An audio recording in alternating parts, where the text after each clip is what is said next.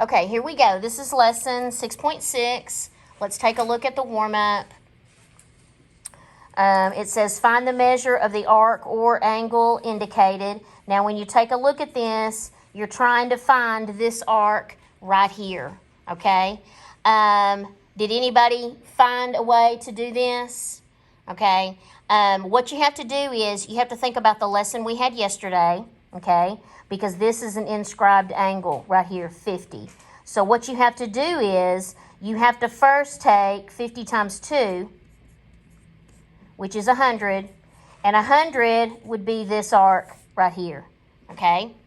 And then, because you know that this is your diameter, what is this arc over here going to be? 180, right. So this is 180 right here. So then you add 180 and 100, and you get 280.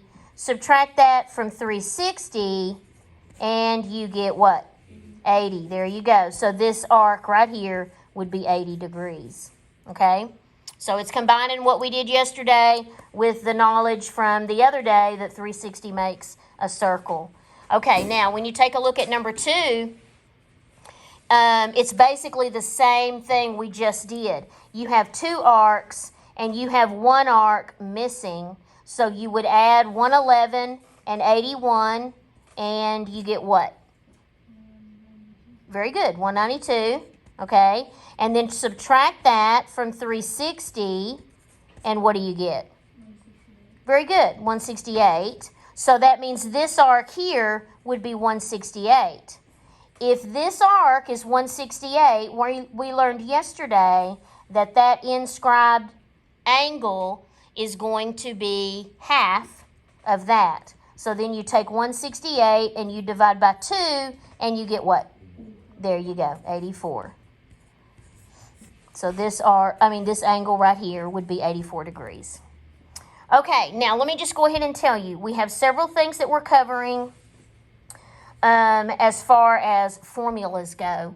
I don't know if you want to get a highlighter. You might want to get a highlighter just simply because I know I'm going to use it. That way, when you're flipping through your notes, you can match the picture up with what you're looking at on your assignment, and then you can find the correct formula to use. Okay, so this very first one, and of course here we have something that you would add to your proof sheet.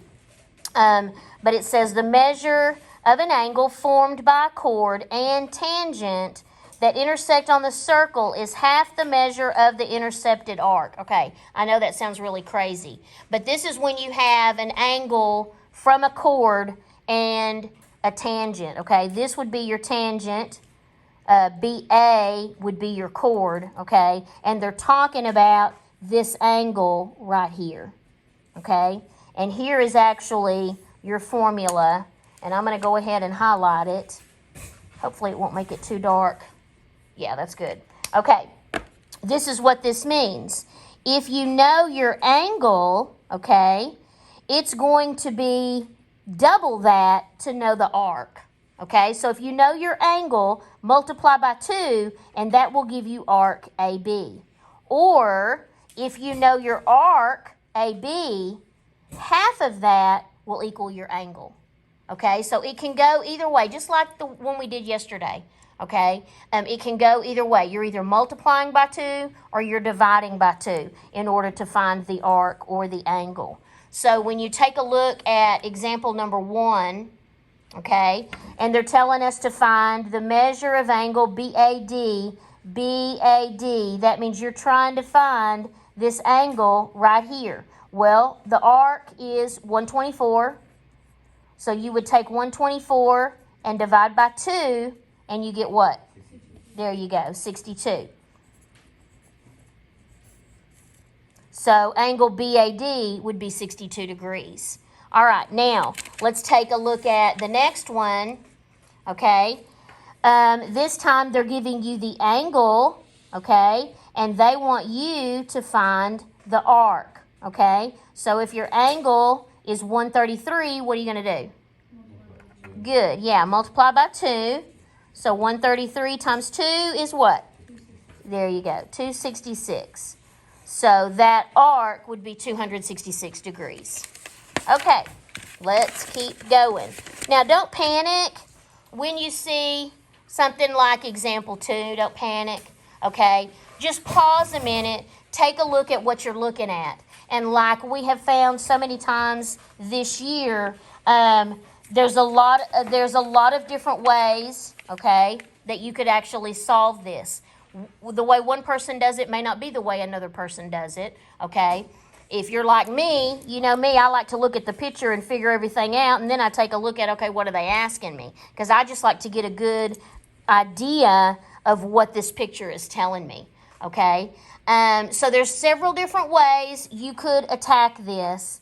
You're supposed to find A, B, and C, which are the three angles in that triangle, okay? Probably the easiest, boom, right off the bat, is finding A, okay? Because here you have a straight line, okay? And how many degrees are in a straight line? 180. So if this angle is 50 and this angle is 45, you're trying to find angle A, that would equal 180 degrees, okay? So to find angle A, you're going to take 50 and add 45, okay? That would give you 95, good, okay? And then take that and subtract that from 180, and you get what? Very good, 85.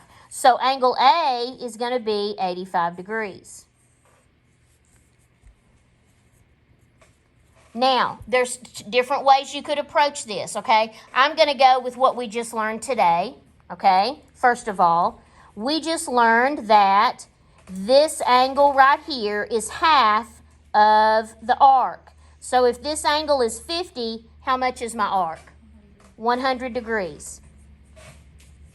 Okay, now, if we take our lesson from yesterday about inscribed angles, here is, and I'm going to use my highlighter just to help you see it, here is my inscribed angle, okay? And we learned yesterday that your inscribed angle is half of your intercepted arc. So if this arc is 100, what is angle C going to be? 50. There you go. So let me skip over B here. I know that C is going to be 50, okay? So if I know B is 50, there's two different ways you could approach this now. You can either do the same thing over here, knowing that if this angle is 45, what is this arc? 90. Very good, 90. And then half of 90 is? 45. I put the wrong thing there. It's supposed to be C is 50. Okay, so then if this arc is 90, that means angle B is what? 45. There you go. So angle B would be 45 degrees. So it's combining what you've learned in other previous lessons. Now, there is a way that you could check it for those of you that want to check. Okay? Does anybody know how you check it? Add the two inside the triangle and all of them together, it equals 180. There you go. Yeah, you could add 45 plus 50 plus 85. Add those three together because you know three angles in a triangle equal 180. So there is a way that you could check your work if you wanted to do that. Okay, this is our next formula. Now this one we're going to actually write down, okay? But this is what it's telling you. It says angles from two chords. Now here's your two chords, okay? It says the measure of the angle formed by two chords that intersect inside a circle is the average of the measure of the intercepted arcs. Now, average, do you guys know how to average your grades? Yes. Yeah. You add them all up and you divide by however many grades you just added up. Okay, so that's basically what you're doing here. So this is what it's telling you, okay? First of all, we talked about the other day that these two angles right here would be vertical angles. They're going to be congruent to each other. So if you find one, you know the other, okay? It would also go this way as well, okay? So this can work either horizontally or vertically, the formula that I'm about to give you. So what you're going to do is you're going to add the two arcs. So in other words, this arc and this arc. So I'm going to show you like setting it up. You take the measure of SR, arc SR, and you add the measure of arc TQ, and then you divide by 2. So that's finding the average, okay? And what that average gives you is it's going to give you the measure of one of these angles because they're congruent, okay? So if you get one, you get the other. But what it gives you is it's going to give you the measure of angle SVR or the measure of angle TVQ. Either one, okay? That's the formula that you would use. And I'm going to highlight that again. Hopefully it's not going to smear too bad because this would be another formula that you would use, okay? So again, you take the average, you add these two, divide by 2, and that's going to give you the measure of one of those angles. Okay, so let's apply that now to some problems, okay? So for number 3, here's your two arcs. So you would add them, 129 plus 71. That gives you 200. Divide by 2, and that gives you 100. So that means that x is going to equal 100 because these are the arcs that you just averaged. Okay, so x would be 100 on this particular problem. All right, let's take a look at the next one. Now, this time, x is my arc. Don't panic. You're going to use the same exact formula, okay? You add the two arcs, so that would be x plus 52. You divide by 2, and that gives you the angle, which in this case is 40, okay? Now all you have to do is solve for that equation, but it's always going to be the same formula. Arc plus arc, divide by 2, gives you the angle. Sometimes you'll just have to plug it in. Now, the way to work this kind of a problem is, first of all, you can't have a denominator, so you want to get rid of that denominator by multiplying both sides by 2 because that cancels that out. All right? And then that gives you x plus 52 equals 40 times 2 is 80. And then all you have to do is work out the equation. Subtract 52 on both sides. And x equals, oops, scoot that up for you. X equals, 28. Very good, 28. Okay, now let's take a look at the next one we have. We have the arc and the arc. So that's going to give me this angle and this angle. That's not what I need though. I need x, but we'll get there, okay? So first, I'm going to add 107 and 19, okay? That's going to give me, good, 126. I divide that by 2. Huh? Yeah, 63. Okay, so that tells me this angle is 63. Now, you have to pull from your knowledge of what you know about straight lines because these two make a linear pair. Okay, it's a straight line. So a straight line is how many degrees? 180, real good. So now you have to take 180 and subtract 63 and you get what? 117. Good, 117. So that means x equals 117. So you had to do an extra step there, okay? But it's the same process every time. Just pause a minute, take a look at what you have. All right, let's keep going. Now, the next thing that we're going to do is this is when you get angles from two secants. And that's just where it goes through the circle, it continues, okay? And what happens is it creates an outer angle, okay?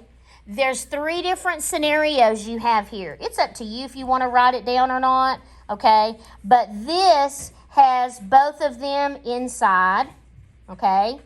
So this picture would be if you have both of them inside. This is where they are actually both on the line, okay?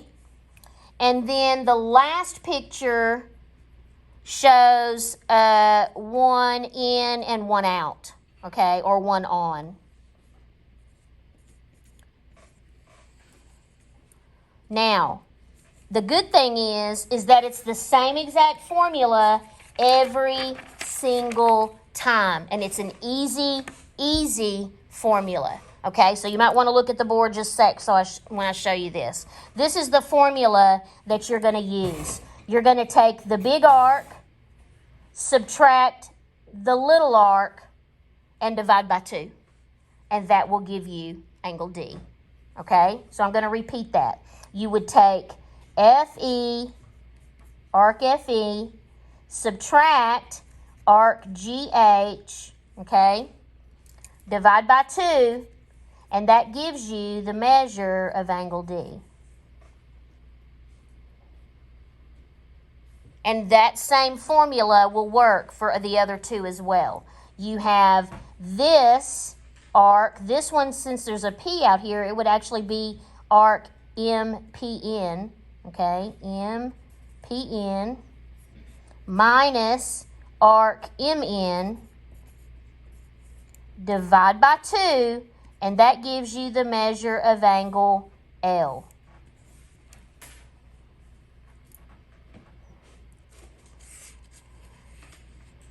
Okay, and then the next one, same thing here. You have the big arc, which would be arc RS, subtract the smaller arc, RT, divide by 2, and that gives you the measure of angle Q.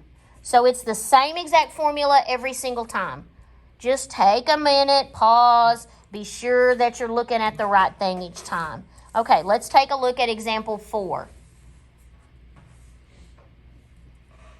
Okay, for example 4, you have your big arc, you have your small arc, you're trying to find the angle. So that would just be 125 minus 27, divide by 2, and that will give you X. Excuse me? 49. Yeah, very good, 49. So X equals 49 for that one. Okay, now, this time you don't have the smaller arc, so you have to do another step there. Okay, when you look at the circle that you have the large arc, you have this piece of the arc. What you're missing is this small one, okay? What you would need to do is add 240, which gives you 240. Take 360 minus 240, and that gives you what? 120. Good, 120. Now you know the measure of that arc. So now you plug that into the formula. Large arc, 200, minus the small arc, 120, divide by 2, and that will give you X. 40. Very good, 40 degrees. Okay, it's pretty simple, huh? All right, question C is really the same thing, okay? You have this smaller arc missing, so you would take 360 and subtract what you do know, which is 265, and you get what? 95. Good, 95. So that lets you know that this smaller arc is 95. So then you plug that into the formula. 265 minus 95, divide by 2, and that's going to give you X. I'm sorry, what? 85. Very good. Yeah, 85 degrees. Okay? Now, we have one more. Now, this one is just a little bit different in the information that they give you. However, it is the exact same thing. Follow the formula. Large arc minus small arc, divide by 2, equals x, or equals the angle, okay? So what you're going to have is, you don't know the large, so x minus small divide by 2 equals the angle, which is 42. Still follow the formula. Now, I have to divide both sides by 2 to get rid of that denominator. And now I have x minus 66 equals 84. Add 66 to both sides. And x equals 150. Okay? Any questions? All right, we are going to go ahead and cover the proof since this is my pre-AP class. Those of you that are in my regular geometry class, you can stop looking at the video now. Those of you that are in my geometry class, pre-AP geometry class, let's keep going. This is actually the proof for Theorem 1213, okay, which is actually proving that you're proving this arc minus this arc divided by 2 will give you that angle, okay? You're just proving that. All right, so what we're given is, we're given secant rays, AB, and AC. That's what we're given. And then again, we're going to prove that that theorem really works. Okay, so let's take a look at my reason, of course, for number 1 is that's my given, okay? Now, they want you to lightly sketch B to E, all right? So that would just be, use your picture, okay? You're going to lightly sketch BE. I know we don't have rulers, but do the best you can, okay? And for that step, that reason is just going to be for construction, okay? Okay, now, for step 3, it says the measure of angle BEC. So look at BEC, find that. That equals half of the arc BC. Does everybody agree with that? Yes. Okay. And then the measure of angle DBE, find DBE, okay? That's going to equal half of the arc DE. Does everybody agree with that? Yes. Now, that goes along with what we learned yesterday. Very good. Yeah, the inscribed angle. Inscribed angle theorem. It's not really a way to abbreviate that very good. Okay. Now, the measure of angle A. So find angle A.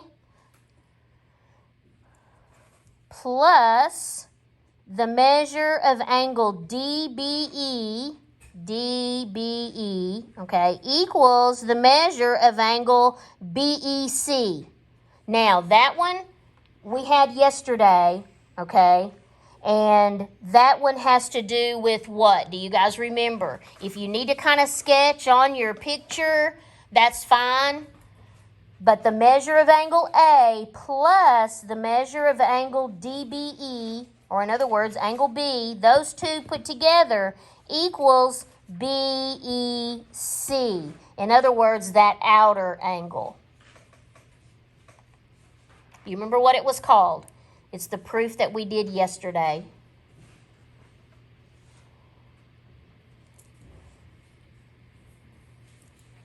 Anybody?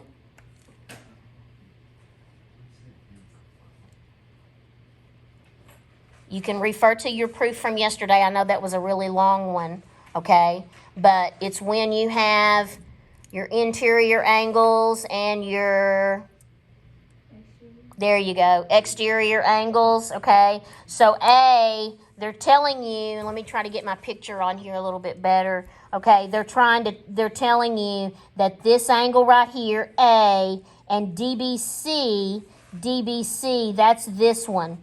So these two inside are going to equal BEC, the one outside. That's exterior angle theorem. And that was the one that I know it's been a while, okay, since we did exterior angles. That's your exterior angle theorem. Now, what would happen if I took A, okay, if I found A, and I did that by taking BEC and subtracting DBE? What am I doing there? Subtraction. Simple as that. You're just subtracting.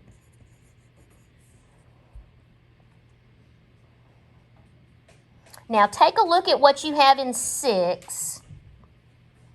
How am I getting half of BC, arc BC, minus half of arc DE? Find where those are previously in the proof.